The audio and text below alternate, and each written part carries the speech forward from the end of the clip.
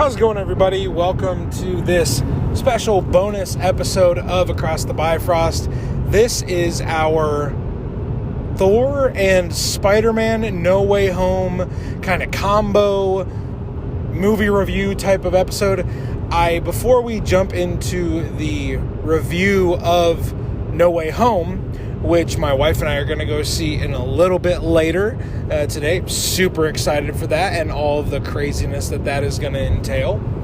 I wanted to share a few issues of comics from the 70s and 80s where Thor and Spidey team up and our boy, the mighty Thor, gets a little bit of help from the friendly neighborhood Spider-Man to fight a few villains, and there's just some fun stories. Here's the issues that I'm just gonna tell you really how the two characters play off of each other, because the issues that I'm going to talk about are from a series called Marvel Team Up.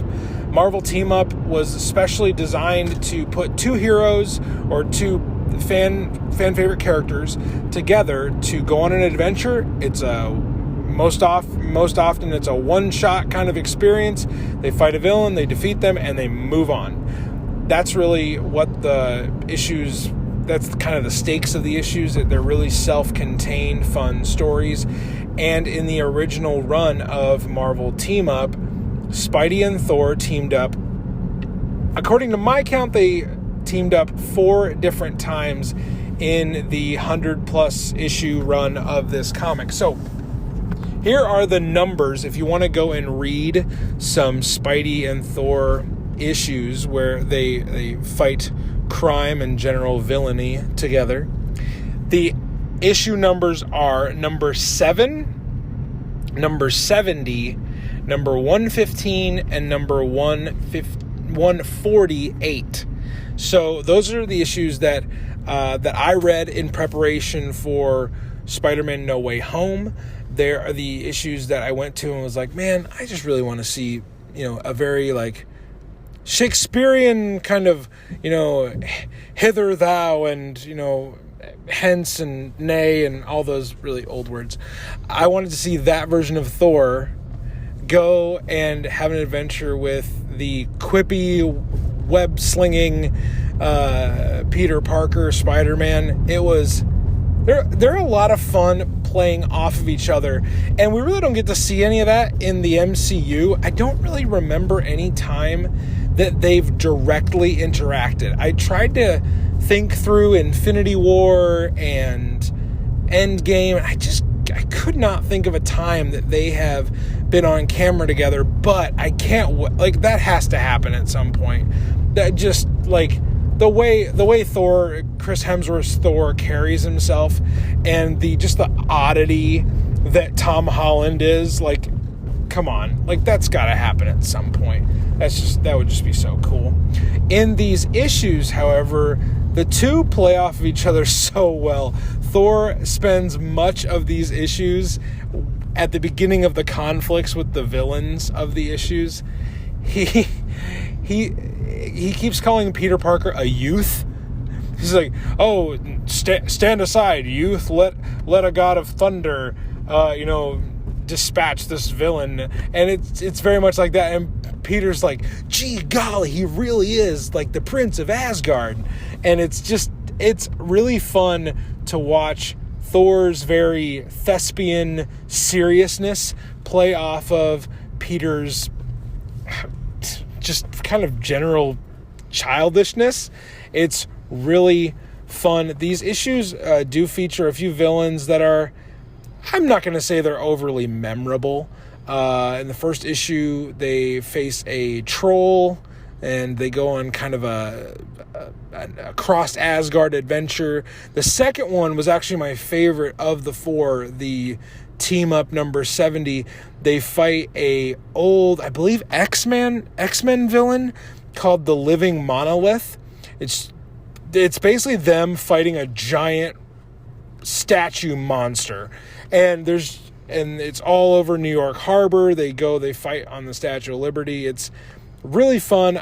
If you're going to read one of these issues in preparation for No Way Home, I would recommend go read Marvel Team Up number 70.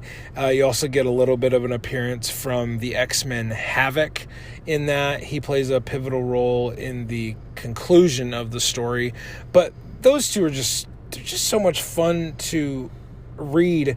There's a few moments where Thor is surprised by how proficient Spider-Man is in battle, and he kind of jabs at him, and then Spidey returns the comments with like, I feel like I've been insulted. And just kind of a weird, wacky adventure. I know that if you like Thor and you like Spider-Man, you will enjoy these issues. Go read number 70, especially the one with the living monolith. It's a really, really great time. So that is kind of my lead-in for our Thor show to do a review on Spider-Man No Way Home. So it's a short little intro. I want to make sure that the Thor itch gets scratched here right off of the top of the show. I will say, for the remainder of the show, there will be spoilers. If you want to go into Spider-Man No Way Home without spoilers, please pause this episode, don't listen any further, and come back later and enjoy the ride home conversation that I'm going to have with my wife, Kim, where I'm sure our minds are going to be blown. I've heard so many great things about this movie. I know that really Kevin Feige and the crew over at Marvel Studios are just going to blow our minds again and again and again. But this one feels special. It feels significant. And I can't wait to share our instant reaction thoughts with you later on after we've seen the movie. So, a brief little bit of a break here.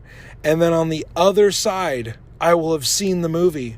I will have enjoyed all that the Spider-Man universe has to throw at us, and then we'll break down all of the awesomeness that is Spider-Man No Way Home.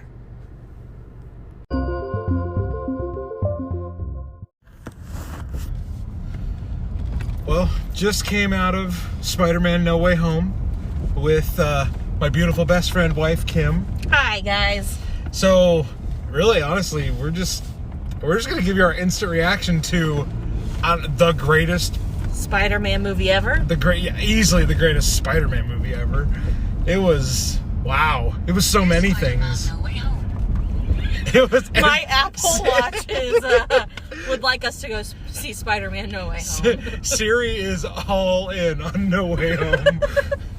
Oops. Oh, you wanted to watch a Spider-Man movie? Well, guess what? There are tickets at your local movie theater. Local showtimes for No Way Home. Yeah, it was so many different things. And just so you know, I know I gave a little bit of a heads up here, but this is good. There's going to be spoilers all over this. Yeah, if you haven't seen it, don't listen yet. Yeah, listen eventually, but yes, not yet. Press pause, come back, go watch the movie, and then come back, press play again.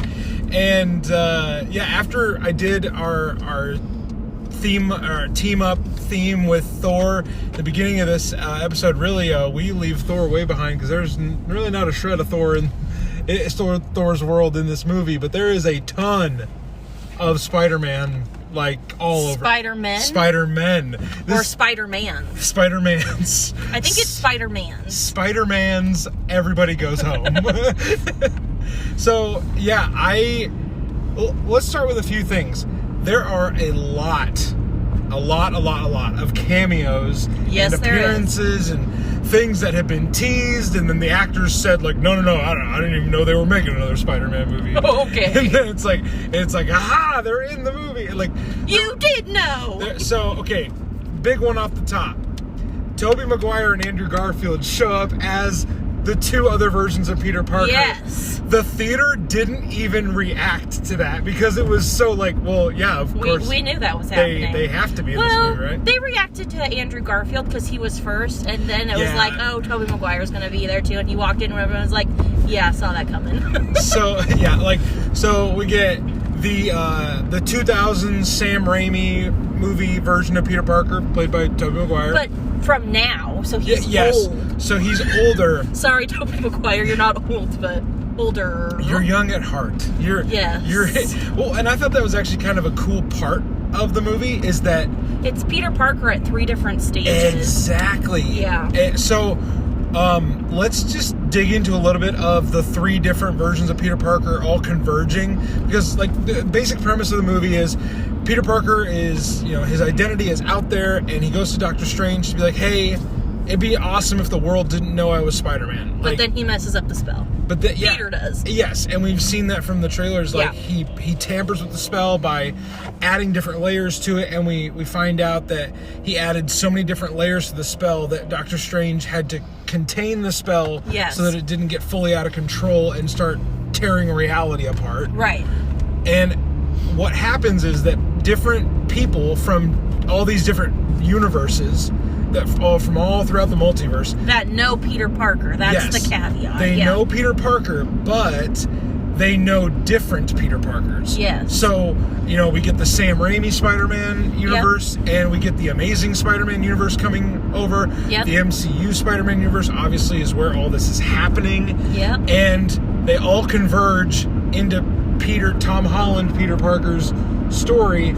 And when Andrew Garfield showed up, it was amazing. Yes. When Tobey Maguire showed up, it was amazing. Get it? Because they're the Amazing Spider-Man. There is a great... Spider-Mans. So, that was one of my favorite parts of their little joking conversations, was when Andrew Garfield kind of downplayed. He said he was lame, and Tobey Maguire was like, you are amazing. And there's that, and then he reiterates, no, seriously, dude, you are amazing. And we're like... The Amazing Spider-Man? and I think that was one of the great things about all 3 of them in the same room, is that they're literally the only 3 men to know what it's like to carry that role in a major blockbuster. Yeah. So there's a lot of meta references in their conversation. Yeah. And they're just having this fun kind of, only they know what it's like to both be the actors playing the part, but also be the character being the role of Spider-Man. So I thought that was kind of cool, little behind the curtain, but also in front of the curtain kind of play on it. Yes. Okay. What did you think of their interactions? Oh, okay. I thought it was really funny. In fact, there's a couple lines. My favorite line is when Andrew Garfield asked Tobey Maguire if he's just going to come looking like a cool youth pastor. Because he's got a jacket and just a plain shirt on. Or if he's going to wear his suit or, And both the other Spider-Men are already in their Spider-Mans. Spider-Mans. both of the other spider people. I'm a spider person, okay? I identify as a spider person. Oh, well, that is exciting for all of us. There was... So that was really good. When Ned says, "Hey, Peter," and they're all like, "What?" And he's like, "Peter Parker." We're all Peter. All Peter Parker. In the suit. We all have suits on. Honestly, I turned to Kim halfway through the movie when they had already revealed that all the spider persons were in this universe, and they have a scene where, we should probably talk about this. Aunt May dies in this movie, and Marissa Tomei. I'm making a sad face. Oh my goodness! I'm so sad about that. Ugh. Peter. I really thought she was gonna pull through too. At first I was like, "Oh, she's dead," and then I was like, "No, she's gonna make it. It's gonna be fine." And then she definitely dies. So one thing that's always been kind of consistent with Peter Parker and Spider-Man throughout comics is every time he wins, he loses.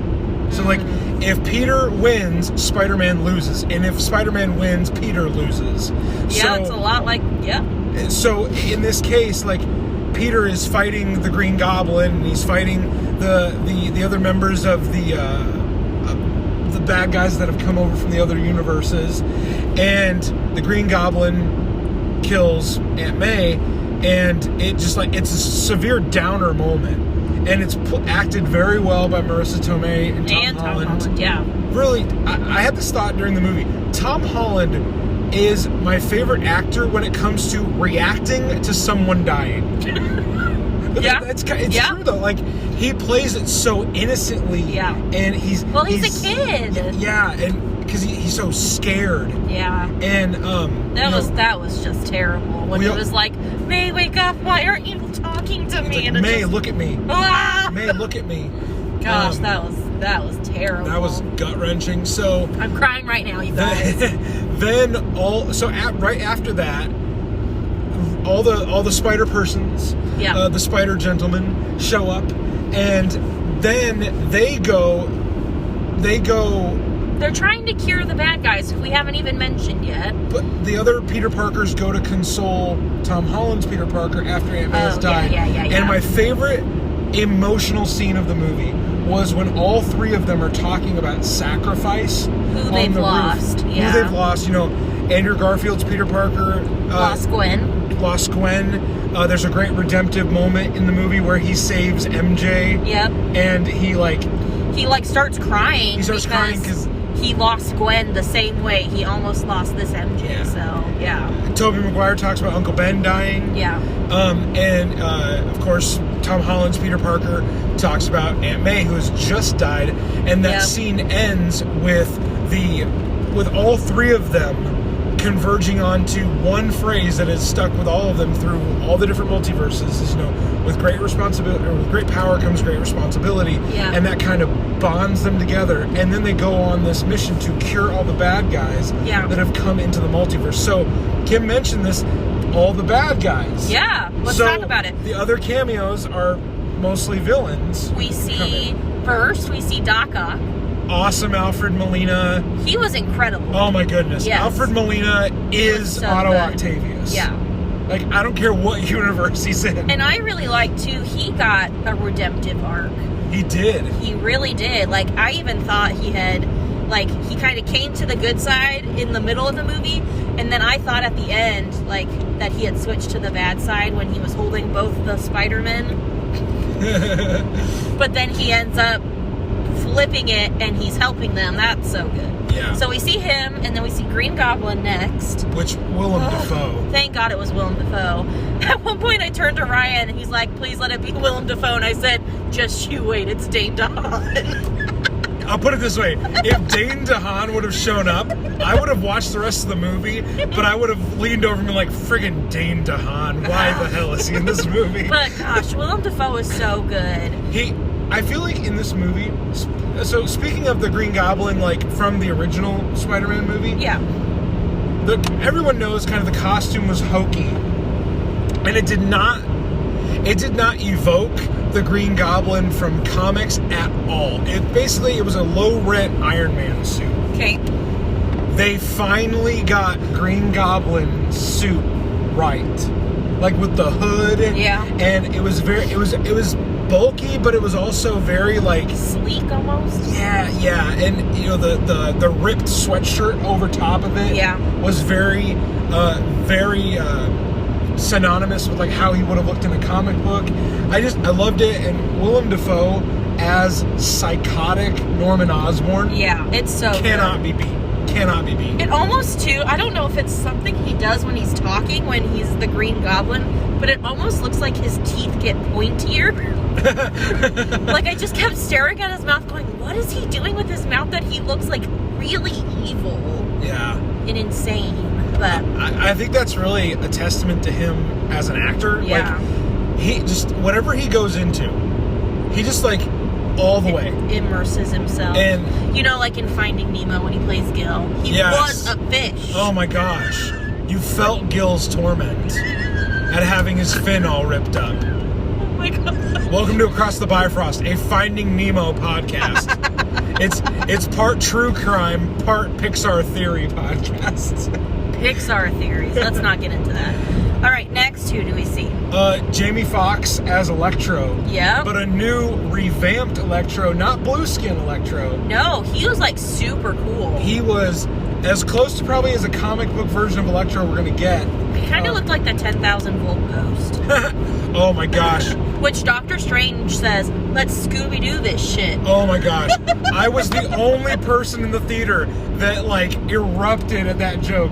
Let's Scooby-Doo this shit. And I laughed so hard. Well, fun fact about your host, Ryan. By myself. Yes, your host, Ryan, loves Scooby-Doo. Like, I do. Scooby-Doo is his favorite cartoon. I do. Loves Scooby-Doo. So he, like, not just was like, ha ha, but it was like, ha ha! Like, it was so loud. That was a funny Scooby-Doo joke we just heard. Is anyone else enjoying this Scooby-Doo joke? I'm alone? Okay. That's literally how it went. So yeah, we see Jamie Foxx, and then we see Thomas Hayden Church. So, a little thing you need to know about both of us. As a couple. Love Thomas Hayden Church. Yes, we do. Showing up in movies. Like, our favorite. He's like our favorite character actor that kind of just shows up in little bit parts. Yeah. Ever since George of the Jungle. George of the Jungle. We bought a zoo. He is Lyle Vandergroot. He is Ursula. I have your scrunchie. So Thomas Hayden Church's Sandman shows up. Yep. And then also Kurt Connors, the Lizard, shows up. And I cannot remember. I don't know either. Is it Ralph Fiennes? No. No. That's Voldemort. You know what? How dare you? You know what? Is it Reese? Oh gosh. We're gonna have to look it up. Yeah. Sorry, guys. Oops. Sorry, whoever plays the Lizard. We don't. Yeah. I guarantee you. You know what? That's a pretty big deal too, because we really know actors. So for us not to know your name, we done stumped ourselves. Yeah. So we stumped the chump. So the Lizard, Kurt Connors, shows up, and that's kind of the end of the villain roster. Yes, right? But Ryan's favorite cameo was. Oh my gosh! So fans of Across the Bifrost, you know I love the mighty Thor. That's pretty obvious at this point. I friggin' love Daredevil, and I love Charlie Cox's version of Daredevil from the Netflix series. Charlie Cox shows up in like the first 15 minutes. Yeah. As like not necessarily a lawyer, but like legal counsel, like kind of advising Aunt May and Peter Parker what to do now that his identity is out there. And Happy. Happy is around and Happy. John Favreau is my favorite. Oh, he can do no wrong. Yes. Especially when it comes to directing badass Star Wars series. Yes. So yeah, Charlie Cox as Matt Murdock shows up. He never donned the red suit. No. Which I have a feeling they're going to save that. Yes, but he caught like a brick that flew through a window, and Peter Parker's like, how did you do that? He's like, I'm just a really good lawyer.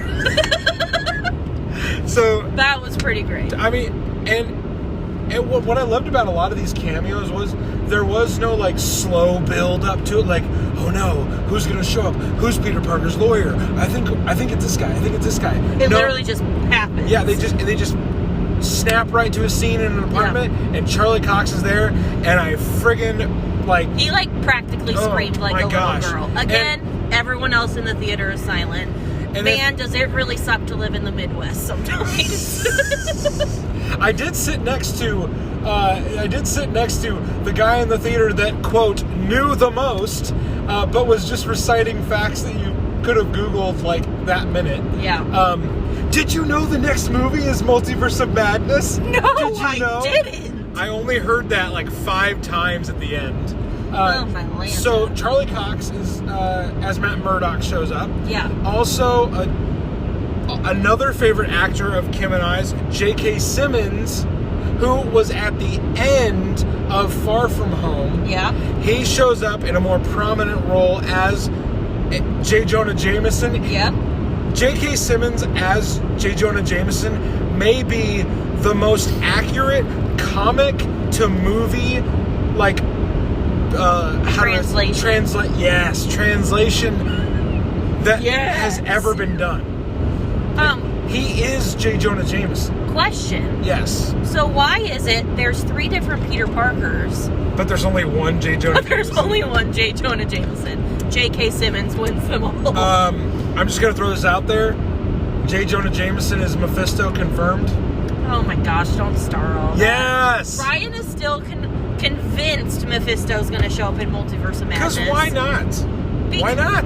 Oh my gosh, I'm so over the Mephisto theories. Here's the thing. I think for Mephisto to show up in a Marvel Cinematic Universe thing, a show or a movie, it's almost like at this point they can't follow through with it to the point that people are leading the... People want it so bad, and... He's a great character. I'm not saying he's not. I'm just like, can we have a different theory, please? Like, we've been on this train since WandaVision. Come on. We've been on this imaginary train since we've been in the mirror realm. Yes. On this train. Well, and that kind of leads to the not really a cameo. These really aren't cameos. Some of them are. Most of them are just like guest starring. Yeah, they were in the movie. Truly, the biggest co-star. Yes. Was Doctor Strange. Yeah, so like. Yeah, I love Doctor Strange. I mean, Benedict Cumberbatch is all over this movie. Yes, he is. Also, really weird seeing Benedict Cumberbatch in sweatpants. The sweatshirt and the sweatpants with a coat on top, a parka, and then boots. And then the cloak. And then the cloak. It was just like weird for my eyes to get used to. But another thing we learn when we go to the Sanctum Sanctorum for the first time is that while Benedict Cumberbatch's Doctor Strange was blipped, yeah, Wong became the Sorcerer Supreme. Yes. So Wong... On a technicality. Wong is the Sorcerer Supreme. And very much disproves of what Doctor Strange does in this movie. I mean, that's awesome. Like, we saw him... You really like Wong. Here's the thing. You love all the sidekicks because you're a total Hufflepuff. Wow. Wow. Yeah, sorry. It's true, though. So... going into the multiverse of our real life. We have so many fandoms. Yeah. Check out Muggles, Magic, and Mischief debuting this Tuesday on iTunes and Spotify. Tuesday, December 21st. You could hear a whole podcast of this banter. It's pretty great. Yeah. But it's Harry Potter themed. But it's Harry Potter themed? And it's Harry Potter themed. Anyway, Ryan is going to enjoy his own wizarding multiverse of madness. So... Just wait. Harry Potter shows up in the next movie. Oh my friggin' lord. Okay. Daniel Radcliffe shows up. I lose my mind. Just for 5 seconds. I just want them to I want Daniel Radcliffe to open a door. Yeah, like they're having a planning meeting. And he opens the door. He's like, hey, I was wondering if... Oh, sorry. Wrong room. And then he just goes out and you're like, what? That's Harry Potter! Daniel Radcliffe is the Sorcerer Supreme, confirmed. And he's also Mephisto, confirmed. He's kind of like a superhero in the wizarding world. Yeah. Okay. Way off track. Back to Spider-Man. The crossover portion of this podcast is done. Yes. Back to Spider-Man. So, the other characters that we saw in this movie, I mean, Zendaya... As MJ, I think we got the best acting of her in this series so far. Yeah, I thought it was really good. Because one thing that I think she and the actor that plays Ned Leeds, I've forgotten his name. The characters of MJ and Ned, I think what they really did in this movie was they didn't let it get too serious because they had the great funny moments, but also they are the best support system that Peter has. And now, at a portion of the movie, they were his only support system after Aunt May had died. Yeah. And Zendaya is so good as MJ. Yeah. So good. And now they're gone forever. You might want to explain that. They didn't die. In order to fix all this hot mess that kind of Doctor Strange and Peter created together, they have to redo the spell where Peter is forgotten by everybody. Nobody will remember him. And so he says that he promises that he's going to go back and find MJ and Ned and tell them everything and it'll all be fine. and he gets to them, and he can't do it. Yeah. And man, Because that was so they're hard. happy. They are. That was so hard to watch. Yeah, like at the beginning of the movie, you find out that they all wanted to get into MIT together. Yeah. And none of them got in. And then when they because of Spider-Man. Yeah, because of Peter being just associated with Peter Parker. Yeah. And yeah, the end of the movie, Ned gets into MIT. It's kind of hinted at that that MJ gets in as well. And Peter just has this moment where, like, for now. Yeah, for now. Everything is fine. And, like, without him in their lives, his friends actually get to have their own lives. Yeah. So. It's just still sad. Because now he's all by himself. Yeah. He kind of meets up with Happy again, but not in like a I'm telling you who I am kind of way. Just in a we ran into each other and at Aunt May's grave plot. Yeah, and that's really sad. So it's like he has nobody. Yeah. Yeah. Let's talk post-credit scenes. All right, let's do it. The mid-credit scene is a hilarious. If you saw the post-credit scene for Venom: Let There Be Carnage, you know that for at least a few minutes, Eddie Brock, Venom, was in the MCU. He was. He is no longer in the MCU because the mid-credit scene is Eddie at the bar that we see him at the end of Let There Be Carnage. So at the beginning of the mid-credit scene, he is in the MCU. He's talking to the bartender, and the bartender's kind of helping him piece together all of what's happened in this Telling universe. him about the Avengers, yeah. The Avengers, the blip. Yep. And towards the end, Eddie Brock's like, well, you know what? I think I'm going to go to New York and I'm going to talk to this Peter Parker Spider-Man guy. Yeah. And then that's when the spell is corrected and he goes back to his universe. Yep. So Eddie is in the MCU. But there's a little bit of symbiote left behind. Yes. So I was actually gonna say that there's a little bit of the Venom symbiote left in the MCU. Yeah. So. Dun dun dun dun dun dun. I mean, yeah. What's gonna happen? It's we can all probably guess. It could get legit.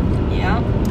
And then post-credit scene really is just the trailer for Multiverse of Madness. Yeah. Which 2 of my top 3 Marvel characters are Scarlet Witch and Doctor Strange, so that's gonna be phenomenal. Kim is beyond hyped for this movie. Oh my gosh. So give it to me. A few things. Give me the juice. Give me the juice. So a few all things. The crossover references that nobody's gonna get. That's from Baby Mama. Yes. No, it's not. No, it's from What to Expect When You're Expecting. Yes. So that's Elizabeth thanks. So anyway, just a few things, not everything, because the trailer, one viewing of a trailer does not, give me full comprehension of it. Right. So a few things that jumped out: Wong, Doctor Strange, Scarlet Witch, Mordo, all characters that we know from the MCU. They're all returning.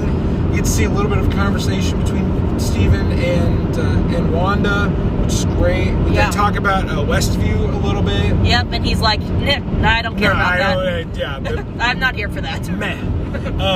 Then a few new characters are seen.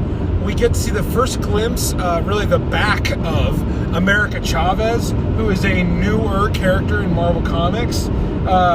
Ryan's very excited about this person that I have no idea who is. America Chavez and I don't even remember seeing it in the trailer. Well, so if you're able to see the trailer when you go see the movie, or if you see stills online, if you see the character with a blue jacket and a big white star on the back, that's America Chavez. She's a super powered, awesome ass-kicking lady.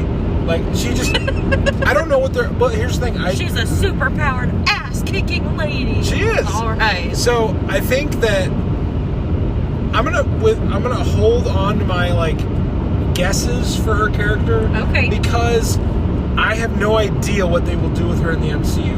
Because she's a relatively new character. I don't even think she's 6-7 years old in the comics. Okay. From her debut. Also, get to see the first glimpse of one of the villains in this new movie, Shumagorath, who's one of the elder gods of the Marvel Universe. He's a big, one-eyed tentacle monster. Kind of looks like a Raptor from Star Wars. Yes, he does. And was that really all for the characters we saw? No, there is a dark Doctor Strange. Yeah, so I was holding on to that for last. So I think it looks a lot like the Doctor Strange from the What If episode this last summer. The bummer What If episode. Gosh, that was depressing. Where Doctor Strange... terrifying. Yeah. Oh my gosh. Thank God we didn't let our kids watch that one. It did look a lot like the darkest timeline version of Stephen Strange. Ryan's convinced it's Mephisto, though. Because why not? You know what? If it is... Why not? If it is, I'll take you on a date. Ooh! Win-win for this guy. That's really where we're left at the end. We see a trailer, and there's lots of commotion and lots of high stakes. And a lot of, like, interdimensional things. Yep. Kind of felt very Doctor Who-y. Yeah. I mean, and it will be, as the person next to me in the theater said a half a dozen times, it will be the next thing in the MCU. Well, technically we still have a couple episodes of Hawkeye left. We have one episode of Hawkeye left. Just one? Yeah, it's only 6 episodes. Sad. Yeah. And by the way, if you haven't watched Hawkeye yet, spoiler alert, Kingpin is in the MCU, played by Vincent D'Onofrio. I know that has nothing to do with Thor, it has nothing to do with Spider-Man, but it has everything to do with Ryan freaking the frig out. Holy shit. I'm married to a huge nerd alert. It's okay. But just the alert, not the actual nerd.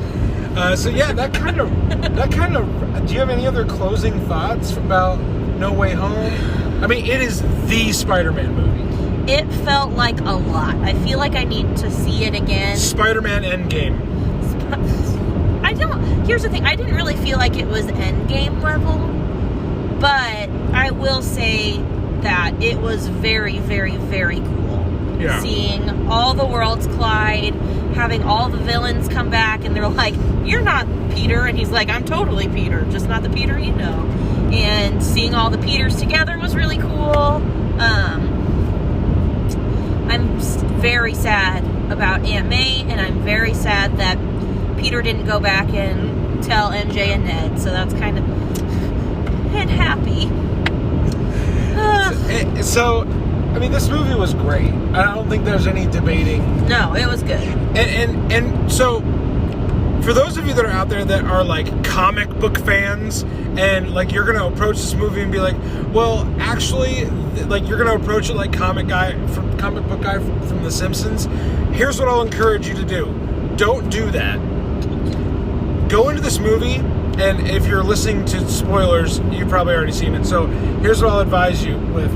I thought it was a fantastic, fun Spider-Man story. I could have seen this movie, if it were a comic, could have played out over 4 issues. It would have been a super fun, weird story, but it would have felt like Spider-Man. It was very quippy. Yeah. This did not feel like Spider-Man trying to be Avengers. Right. It was Spider-Man just with the volume and the stakes amped up. Yeah. And there was just so much to walk away from, to love and to like. Really, it was just a spectacular movie. It was very good. Well, that concludes my thoughts, Kim's thoughts, my co-host on this ride home from the theater. Peace out, guys. Yeah, guys, see you for our next episode of Across the Bifrost. Bye! Bye!